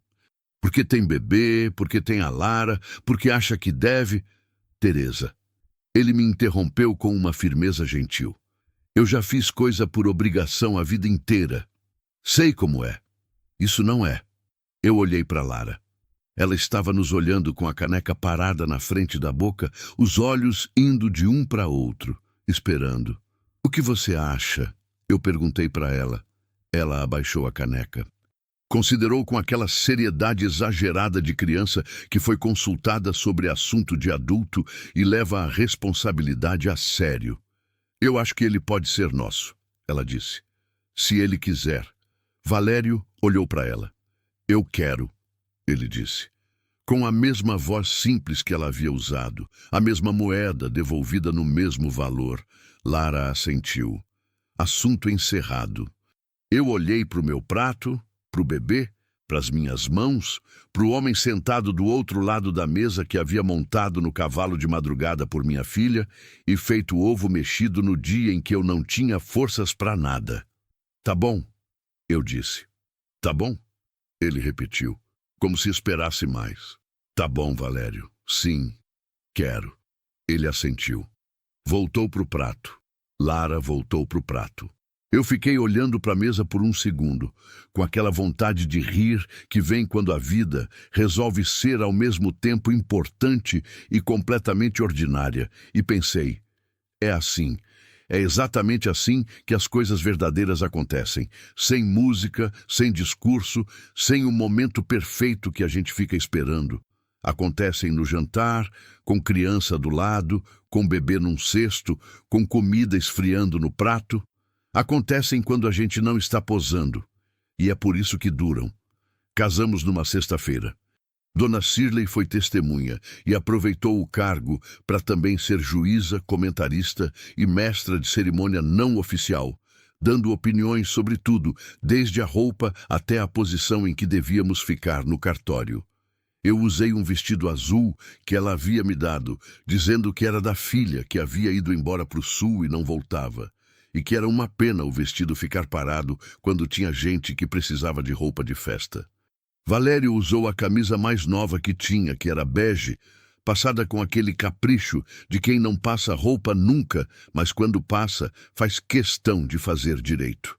Lara usou um vestido de chita que eu havia costurado nas semanas anteriores, rosa com flores brancas, e ficou séria durante toda a cerimônia com a solenidade de quem tem consciência do peso histórico do momento. O bebê dormiu o tempo todo. O juiz de paz era um homem velho que devia ter casado tanta gente que as palavras saíam automáticas, mas que quando olhou para nós dois, eu com meu vestido azul emprestado e a barriga que ainda não havia sumido completamente, Valério, com a camisa bege e o chapéu na mão, fez uma pausa pequena, um segundo só, como quem vê alguma coisa que vale a pena ver de verdade antes de continuar. Depois, leu as palavras. Nós dissemos sim, simples assim. Na volta para a fazenda, Lara foi sentada na frente do cavalo com Valério, o que ela havia negociado com uma habilidade que me deixou orgulhosa e levemente preocupada com o futuro. Eu ia atrás, mais devagar, com o bebê, e fui olhando a estrada. A mesma estrada que eu havia andado meses antes com os pés em carne viva e o coração pesado de medo. A mesma poeira, o mesmo sol, as mesmas árvores tortas do sertão que crescem do jeito que podem e ficam bonitas exatamente por isso. Tudo igual, tudo diferente. Os meses que se seguiram foram os primeiros da minha vida em que eu aprendi o que é acordar sem medo do dia. Não que o dia fosse fácil. A fazenda era trabalho, era sempre trabalho. Tem sol que faz pragas, tem chuva que não vem, tem bicho que adoece, tem cerca que arrebenta, tem conta que aperta. A vida na terra é uma negociação constante com o que você não controla, e quem pensa diferente não conhece a terra. Mas havia uma diferença fundamental entre o cansaço de antes e o cansaço de agora. Antes eu cansava e ficava de pé porque não havia alternativa. Agora eu cansava e ficava de pé porque tinha algo que me esperava do outro lado do cansaço. Isso muda tudo. Isso muda a qualidade do ar que você respira, a maneira como o sono chega, o peso que você sente nos ombros quando acorda. Não é que a vida fique leve, a vida nunca fica leve de verdade. É que o peso passa a ter sentido. E peso com sentido é completamente diferente de peso jogado em cima de você, sem explicação. Valério foi se abrindo com o tempo, não de repente, não de uma vez, do jeito que coisa fechada abre quando a temperatura muda, aos poucos, sem anunciar, 1 milímetro por dia, até que um dia você olha e a coisa está aberta e você não soube dizer quando exatamente aconteceu. Ele começou a falar mais. Não muito. Valério nunca ia ser homem de discurso longo, e eu não queria que fosse, porque aprendi a valorizar as palavras que ele escolhia, exatamente porque ele escolhia poucas. Mas começou a contar coisas. Da infância na mesma terra, do pai que havia ensinado a trabalhar sem ensinar a descansar, da época em que havia tentado vender parte da fazenda e não conseguiu, e encarou como sinal de que devia ficar. Contou de Joaquim. Aos poucos. Não tudo de uma vez, a dor funda não sai assim. De uma vez, ela sai em partes, em doses que a pessoa consegue suportar sem quebrar. Mas foi contando. O jeito que o menino corria, a voz fina que tinha, o hábito de colecionar pedra, de qualquer cor, que ele guardava numa caixinha de sapato debaixo da cama. A caixinha de sapato também estava na caixa de madeira do paiol. Valério a trouxe para o quarto junto com o resto. Um dia eu a vi em cima da cômoda, do lado de um dos sapatinhos pequenos, e não disse nada. Só olhei. E quando Valério entrou no quarto e viu que eu havia visto, ele também não disse nada. Só ficou do meu lado por um momento, olhando as pedrinhas coloridas na caixinha aberta, e depois colocou o braço por cima dos meus ombros, levinho, sem cerimônia. Eu encostei a cabeça no ombro dele, e ficamos assim por um tempo que não precisou ser medido. Lara virou filha de Valério sem que ninguém precisasse formalizar nada. Aconteceu naturalmente, da forma como as coisas verdadeiras acontecem, não por decreto, mas por acumulação. Acumulação de manhãs em que ele a acordava batendo de leve na porta e chamando para o café. De tardes em que ele a ensinava a identificar o tempo olhando para o céu, aquela sabedoria de quem vive da terra que não está em livro nenhum. De noites em que ela adormecia, ouvindo ele contar história de bicho do campo, inventadas ali na hora, com aquela voz grave que ela havia descoberto que era boa para dormir. O momento em que ela o chamou de pai foi exatamente como eu contei no começo. Simples. Direto, sem drama. A gente estava todos na varanda, numa tardezinha de domingo, e ele estava consertando a correia de um arreio velho. Lara foi até ele, ficou do lado, olhando o trabalho com aquela atenção dela. "No pai", ela disse, precisando de alguma coisa, não me lembro nem do quê. Ele levantou os olhos, ela não havia percebido o que havia dito. Já estava apontando para alguma coisa, explicando o que precisava, seguindo em frente como criança que tem assunto mais urgente que palavras. Mas ele percebeu. Eu percebi. Ele ficou olhando para ela por um segundo, com aquela expressão que eu havia aprendido de cor. A expressão de antes e depois ao mesmo tempo, de Joaquim e de Lara no mesmo olhar, de dor que se transformou em amor sem perder a dor completamente.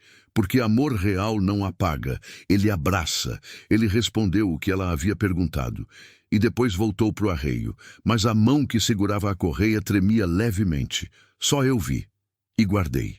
Antônio José cresceu gordo e barulhento e cheio de opinião desde os primeiros meses, o que me dizia que havia herdado de mim o cansaço de ficar quieto quando tem coisa importante a dizer. Valério o carregava no campo às vezes, preso ao peito com um pano amarrado enquanto trabalhava. Era um espetáculo. Aquele homem enorme e sério, de andar pesado e fala escassa, com um bebê redondo e indignado amarrado no peito, os dois olhando o gado com a mesma expressão de avaliação. Eu ficava na janela vendo isso e pensava: Antônio, o primeiro, teria gostado desse homem. Eles seriam amigos, beberiam café juntos na varanda e ficariam em silêncio, olhando para o campo, e achariam que estavam tendo uma conversa, que é o jeito que certos homens se entendem. Eu guardava esse pensamento sem tristeza. A saudade de Antônio havia virado aquela saudade boa e ruim ao mesmo tempo que eu mencionei antes. A que reconhece, a que honra, mas que não impede. Eu amei ele de verdade. E agora amava Valério de verdade. Não do mesmo jeito. Amor nunca é do mesmo jeito duas vezes, porque a pessoa que você é na segunda vez não é mais a mesma da primeira. E o amor toma a forma de quem você é quando sente. Aprendi isso com a vida. A vida ensina isso para as pessoas que ficam abertas o suficiente para aprender. Dona Cirlei me perguntou uma vez, numa das suas visitas, que haviam virado costume toda semana, com queijo e opinião e café, se eu havia imaginado que ia terminar assim quando havia chegado naquela porteira. Eu pensei. Não terminei, eu disse.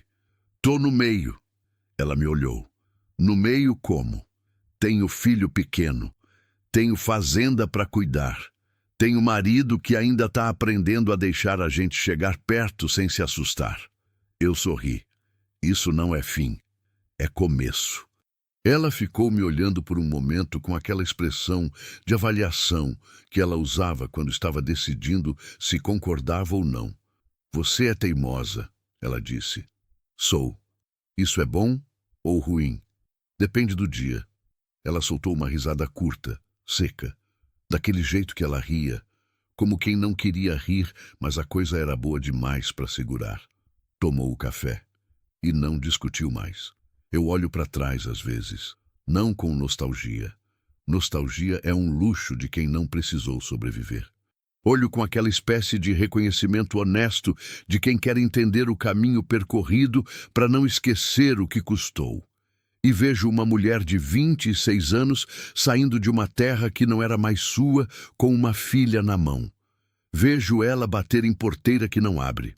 Vejo ela engolir a humilhação do homem que cuspiu no chão. Vejo ela chegar na última porteira com R$ 2 no bolso e uma frase na boca, que era ao mesmo tempo tudo que ela tinha e tudo que ela era capaz de oferecer. Eu me vejo segurando a mão de Valério por cima daquela porteira. E penso no quanto aquele gesto era impossível e necessário ao mesmo tempo. Impossível porque eu estava destruída. Porque eu havia recebido não o dia inteiro. Porque o mais fácil seria abaixar a cabeça, aceitar que o mundo havia decidido e ir sentar embaixo de uma árvore para esperar o que viesse. Necessário porque do outro lado da impossibilidade estava a única chance que eu tinha. E eu aprendi naquela porteira uma coisa que carrego desde então como se fosse minha. A coragem não é a ausência do medo, é o que você faz enquanto o medo está lá. É a mão que segura mesmo tremendo, é a voz que fala mesmo partida. É o passo dado mesmo quando o chão não parece firme. É isso. Só isso. E às vezes só isso é suficiente para mudar tudo. Hoje de manhã eu acordei antes do sol. Costume antigo, desses que a gente não larga mesmo quando a urgência que os criou já foi embora. Fui para a cozinha, passei o café, fui até a porta dos fundos que dá para o quintal. O céu estava daquele azul escuro de antes do amanhecer, com as últimas estrelas ainda tentando ficar. E o campo estava quieto, com aquela quietude que só existe antes de o dia começar de verdade. Valério estava na varanda. Ele também acordava cedo, coisa de homem que passou a vida inteira devendo satisfação para o sol. Eu fui até lá com as 2 xícaras de café. Sentei do lado dele. Dei uma xícara. Ele pegou sem olhar, porque sabia que era eu. Porque depois de tudo que a gente passa junto, o corpo do outro vira coisa conhecida, presença reconhecível antes mesmo de você ver. Ficamos olhando o campo acordar. O azul do céu foi clareando aos poucos. Primeiro cinza, depois rosa, depois aquele laranja que o sertão faz quando resolve ser bonito, que é uma beleza brava, sem delicadeza, do tipo que pega a gente pela garganta. Do quarto veio o barulho de Antônio José acordando. Aquele choro curto de bebê que não está com dor nem com fome, está só avisando que está acordado e que o mundo pode começar. Lara deve ter ouvido antes de mim, porque ouvi os passos dela no corredor, a voz dela falando com o irmão, com aquela autoridade de irmã mais velha que ela já havia desenvolvido com velocidade impressionante. O barulho do bebê parou.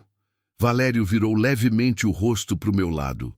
Ela vai mandar nele a vida inteira, ele disse. Já manda, eu concordei. Ele fez aquele som de quase risada que era o máximo que ele chegava na maioria das manhãs. Eu tomei o café. O sol veio. A fazenda acordou toda. As galinhas, os pássaros, o vento nas folhas, o gado no campo fazendo aquele barulho manso de animal que passou a noite bem e está pronto para o dia. E eu pensei, ali naquela varanda, com a xícara nas mãos e o sol na cara, e o barulho da minha família dentro da casa que era minha, eu não sou mais a mulher da porteira, não aquela mulher de R$ 2 e medo e frase desesperada na boca. Sou essa aqui, com o café, com o sol, com as escolhas que fiz e as que ainda vou fazer, mas carrego aquela mulher junto. Sempre vou carregar. Porque foi ela que segurou a mão de um homem estranho quando tudo mandava soltar. Foi ela que não foi embora quando era mais fácil ir. Foi ela que cuidou de uma casa que não era sua até que virou. E é graças a ela, aquela Teresa cansada e teimosa e com o choro entalado no meio do peito, que eu estou aqui, sentada nessa varanda, vivendo, não só resistindo, vivendo. Fim.